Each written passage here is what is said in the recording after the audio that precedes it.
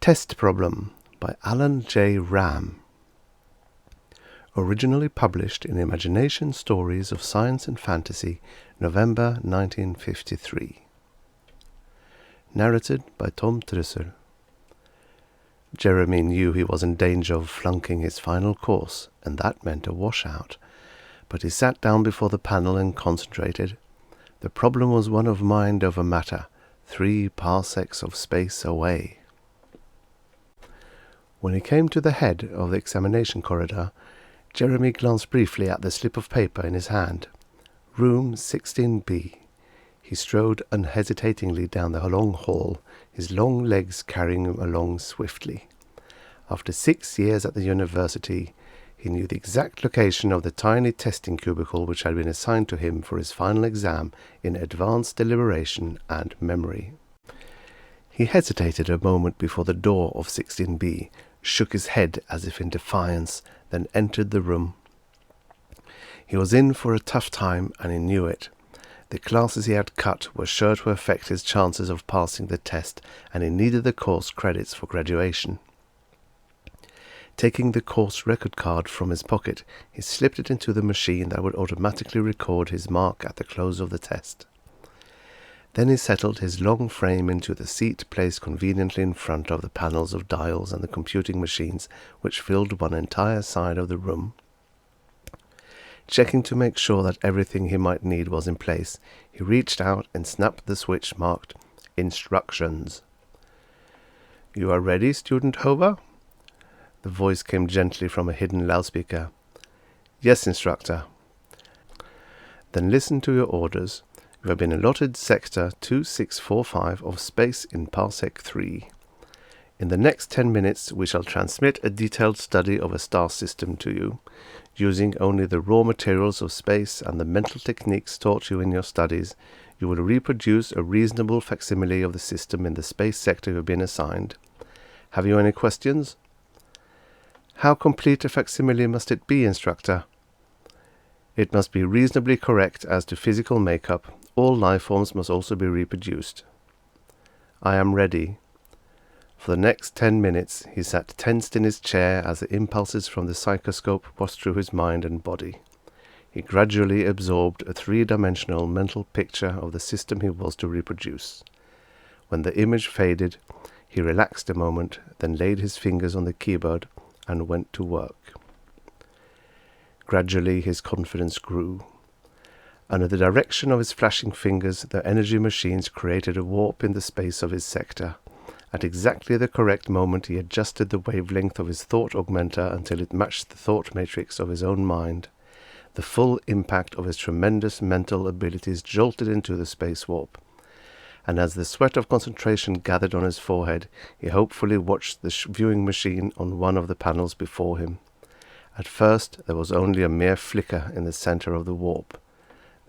Then swiftly, so swiftly that he barely had time to lower his eyes protectively, the entire screen flared into the light of raw, uncontained energy. Once more Jeremy's fingers worked feverishly, and constricting force beams slowly brought the chaos under control. At last there gleamed on his screen the steady glare of a hot new sun. Now that he had the sun material to draw upon, he easily reconstructed the entire system he had been assigned. By setting up stresses and strains within the star, he caused huge chunks to spin off and take up orbits about it. The problem so engrossed him that he scarcely noticed the passage of time. Periodically he would get hungry or thirsty. It was a simple matter to press the proper buttons and hurriedly gulp the foods that appeared. Whenever he tired mentally, he tilted his chair to a comfortable position and slept. And as the days passed, the facsimile took shape under his genius. Each separate world became a duplicate of its original.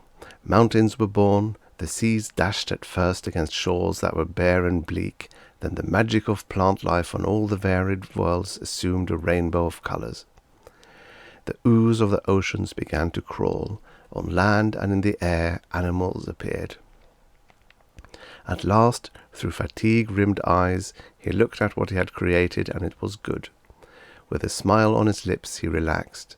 Although he reached out to cut off the power to his thought augmenter, he didn't quite reach the switch before he fell into a restless sleep. He tossed and turned, twitched and dreamed. When he awoke, he noticed that the power was still on. He quickly turned it off. A hurried, searching glance at the screen assured him the facsimile was still good. Then he pressed the switch marked Instructions. "You are finished, Student Hova?" "Yes, Instructor." "It took you a long time, 6 whole days." "Indeed, but it was a complicated problem." "That is true. Wait while we examine your work." The next few moments seemed as long as the whole exam time had. Suddenly a gasp burst from the loudspeaker. "What is this? There is no creature such as this on any of the original worlds assigned to you. Explain, please." Jeremy tuned in on the thought and sight wave of the instructor. Before him was a creature that he could not remember creating. "You remember this creature, Student Hova?" "No, Instructor." "But it must be yours. The entire facsimile is tuned to your wavelength. We have checked. Only you could have brought it into being. Only you can destroy it. You know it is against the rules to increase the numbers of species in creation. Destroy it." Jeremy looked at the creature so comfortably asleep against a tree, and he felt pity and compassion and love for it. "I cannot, Instructor. I do not know how it got there, unless it is a product of my dreams. Once I forgot to shut off the power while I slept." "Sheer negligence. Destroy it, I say." "No, it belongs there now, and it looks lonely." Without warning, he snapped on his augmenter, and before the instructor could interfere, there appeared on the grass beside the creature another of the same species. "Now you've done it," the instructor screamed. "It can reproduce its kind." His voice grew coldly stern. "You have created an unreasonable facsimile. You know what that means." Mutely, Jeremy got up from his chair. Automatically, he reached for his course record card in advanced deliberation and memory. To save space on it, all courses were listed by the first letters of the course name. A glance verified the instructor's verdict. J. Hova. Failed in Adam.